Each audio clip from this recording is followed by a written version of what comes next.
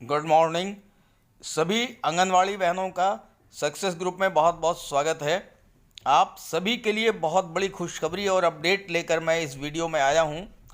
नई शिक्षा नीति के तहत केंद्र सरकार अब आंगनवाड़ी बहनों को प्राइमरी शिक्षक बनाने पर विचार कर रही है। प्री प्राइमरी क्लास में बच्चों को शिक्षा प्रदान करने का कार्य आंगनवाड़ी कार्यकर्तियों को सौंपे जाने की तैयारी चल रही है। सरकार के इस कदम से कई वर्षों से चली आ रही आपकी सभी मांगें पूरी हो जाएंगी और वेतन मानदेय बढ़ेगा। राज्य कर्मचारी का दर्जा प्राप्त होने पर राज्य कर्मचारियों को दी जाने वाली सभी सुविधाएं, वेतन, महंगाई भत्ता, अवकाश, बोनस, रिटायरमेंट संबंधी बेनिफिट, ग्रेजुटी, लीव इनकैशमेंट वगैरह भी आपको मिलेगा। और इसके अलावा समय समय पर केंद्र सरकार द्वारा दी जाने वाली अन्य सुविधाएं भी मिलेंगी। तो आइए जान लेते हैं पूरी खबर विस्तार से। वीडियो अच्छा लगे तो लाइक करके और इसे ज़्यादा से ज़्यादा अपने सभी बहनों को शेयर ज़रूर कर दीजिएगा ताकि सभी को जानकारी मिल जाए। और चैनल को अगर पहली बार विजिट किया है तो चैनल को सब्सक्राइब भी कर लीजिएगा ताकि ऐसी ही अपडेट्स आपको लगातार मिलती रहें। तो चलिए वीडियो शुरू करते हैं। नई शिक्षा नीति के तहत प्री प्राइमरी कक्षाओं को विनियमित करने की तैयारी शुरू हो गई है। इसके तहत 3 से 6 साल के बच्चों को प्री प्राइमरी कक्षाओं में शुरुआती पढ़ाई कराई जाएगी। ये अवसर स्कूलों के साथ आंगनबाड़ियों में भी प्रदान किए जाएंगे। शुरुआत के 3 से 6 साल तक के जो बच्चे हैं उनकी जो प्री प्राइमरी क्लासेज की पढ़ाई होगी वो आंगनबाड़ियों में भी कराई जाएगी। इसके लिए आंगनबाड़ी कार्यकर्ता को प्री प्राइमरी शिक्षक की भूमिका निभानी होगी। राष्ट्रीय अध्यापक शिक्षा परिषद एनसीटीई ने आंगनवाड़ी कार्यकर्ताओं की शैक्षिक योग्यता के निर्धारण पर विचार विमर्श की प्रक्रिया शुरू कर दी है। एनसीटीई की 29 सितंबर को हुई बैठक में जिसके मिनट्स पिछले सप्ताह मंजूर हुए हैं उसमें इस विषय पर चर्चा हुई है। यानी राष्ट्रीय अध्यापक शिक्षा परिषद एनसीटीई जो है इसने आंगनबाड़ी कार्यकर्ताओं की शैक्षिक योग्यता क्या रखी जाए इस बात के लिए जो है विचार विमर्श शुरू कर दिया है।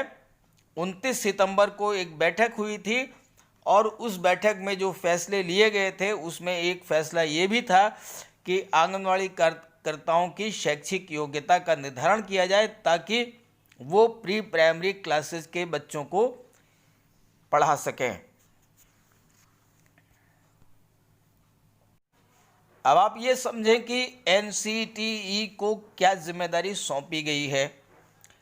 एनसीटीई को ये जिम्मा सौंपा गया है कि वो आंगनवाड़ी कार्यकर्ताओं के लिए न्यूनतम शैक्षिक योग्यता का निर्धारण करे और प्री प्राइमरी बच्चों की ज़रूरत के अनुसार एक प्रशिक्षण कोर्स तैयार करे जिसका प्रशिक्षण आंगनवाड़ी कार्यकर्ताओं को दिया जाएगा।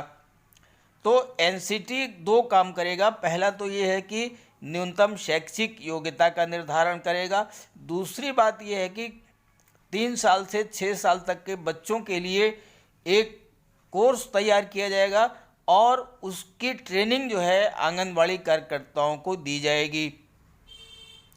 चूँकि आंगनवाड़ी केंद्रों पर बच्चों की देखभाल होती है, उनके पोषण पर ध्यान दिया जाता है, इसी के साथ साथ आवश्यक देखभाल के साथ साथ प्रारंभिक शिक्षा प्रदान करने की भी योजना है।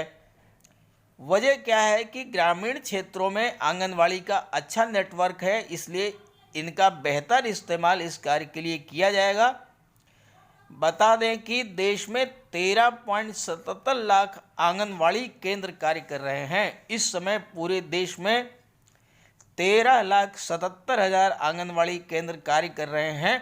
इन कार्यकर्ताओं को ट्रेनिंग देने के बाद एज ए स्टेट एम्प्लॉय राज्य कर्मचारी के रूप में इनसे कार्य लिया जाएगा, इनको ट्रेनिंग दी जाएगी और उसी के अकॉर्डिंगली फिर इनका मानदेय और भत्ता भी तय किया जाएगा। एनसीटी की बैठक में आंगनवाड़ी कार्यकर्ताओं के लिए शैक्षिक योग्यता को लेकर चर्चा हुई। ये निर्णय लिया गया कि सभी सदस्य इस बार और फीडबैक देंगे ताकि इस पर विस्तृत नियमावली तैयार की जा सके। माना जा रहा है कि अगली बैठकों में इस मुद्दे पर अंतिम निर्णय लिया जा सकता है। अभी आंगनवाड़ी कार्यकर्ता के लिए न्यूनतम शैक्षिक योग्यता 5वीं पास है। अब आप सोचिए, अभी तक आंगनवाड़ी कार्यकर्ता के लिए किसी प्रकार की कोई नियमावली ही नहीं थी। जब एक नियमावली बनेगी तो आपको राज्य कर्मचारी का दर्जा दिया जाएगा। जब राज्य कर्मचारी का दर्जा दिया जाएगा तो फिर उसके तहत आपको हर तरह की सुविधाएं होंगी। आपको ये जानकारी होगी कि आपकी सेवा शर्तें क्या हैं, किन नियमों के तहत आपको नौकरी करनी है, क्या क्या बेनिफिट्स मिलेंगे, कैसे आपको नौकरी करनी है। ये सारी चीज़ें जो उस नियमावली में बताई जाएंगी। आपको बता दें कि जो फ़िलहाल की स्थिति है उसमें अभी कक्षाएं विनियमित नहीं हैं, रेगुलराइज नहीं हैं। अभी प्री प्राइमरी कक्षाएं शहरी स्कूलों में ही संचालित होती हैं। 3 साल से 6 साल की उम्र के लिए जो प्री प्राइमरी क्लासेज हैं वो शहर के जो स्कूल हैं वहीं संचालित होते हैं, लेकिन वो किसी नियम के तहत विनियमित नहीं है। हर चीज़ का एक नियम होता है, एक कानून होता है, एक नियमावली होती है, लेकिन इसके संबंध में प्री प्राइमरी क्लासेज के संबंध में कोई भी नियमावली नहीं है।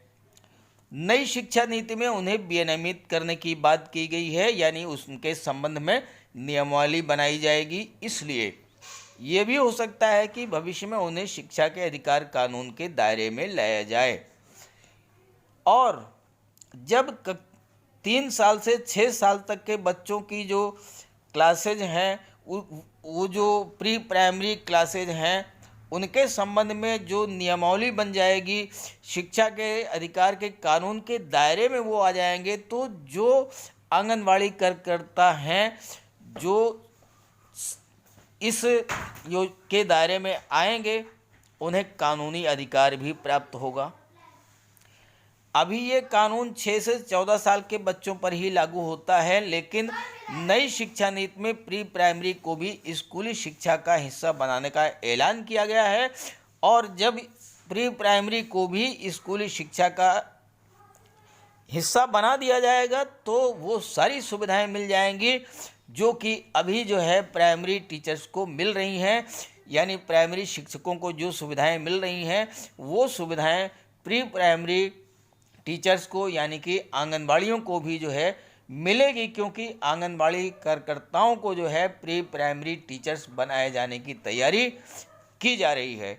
तो ये थी लेटेस्ट अपडेट। वीडियो अच्छा लगे तो लाइक कर दीजिएगा, ज़्यादा से ज़्यादा इसे शेयर कर दीजिएगा और चैनल को सब्सक्राइब जरूर कर लीजिएगा ताकि ऐसी ही जानकारियाँ आपको लगातार मिलती रहें। Okay, thank you.